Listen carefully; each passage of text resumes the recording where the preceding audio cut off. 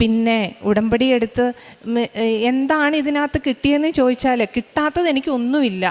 എൻ്റെ ഈശോയെ എനിക്കറിയാൻ പറ്റി, എല്ലാ ദിവസവും കുർബാന കൂടാൻ പറ്റി, എല്ലാ ദിവസവും പള്ളിയുടെ മുമ്പിൽ പോയി ഈശോയെ നോക്കുന്നത് തന്നെ എനിക്കൊരു ഭാഗ്യമായിട്ടാണ് ഞാനിപ്പം. അതെ, അതിൽ കൂടുതൽ ഭാഗ്യമൊന്നും എനിക്ക് കിട്ടാനില്ല. എനിക്ക് ഈശോയോട് ഭയങ്കര സ്നേഹമാണ്.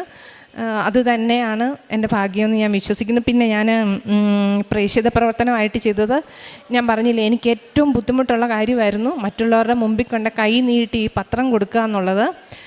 അത് തന്നെയാണ് ഞാൻ ചെയ്തുകൊണ്ടിരുന്നത്. ഞാൻ ഓരോ പ്രാവശ്യം ഇവിടെ വരുമ്പോൾ 3 കെട്ട് അല്ലെങ്കിൽ 4 കെട്ട് പേപ്പർ വാങ്ങിച്ചുകൊണ്ട് പോകും.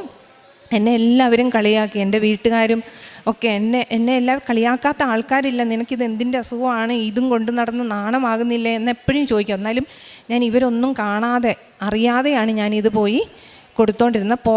ഒത്തിരി കളിയാക്കി എന്നെ. പിന്നെ ഞാൻ എന്ത് ചെയ്തെന്ന് ചോദിച്ചാൽ, ഈ മലയാളം പത്രം എല്ലാവർക്കും കിട്ടിയെന്ന്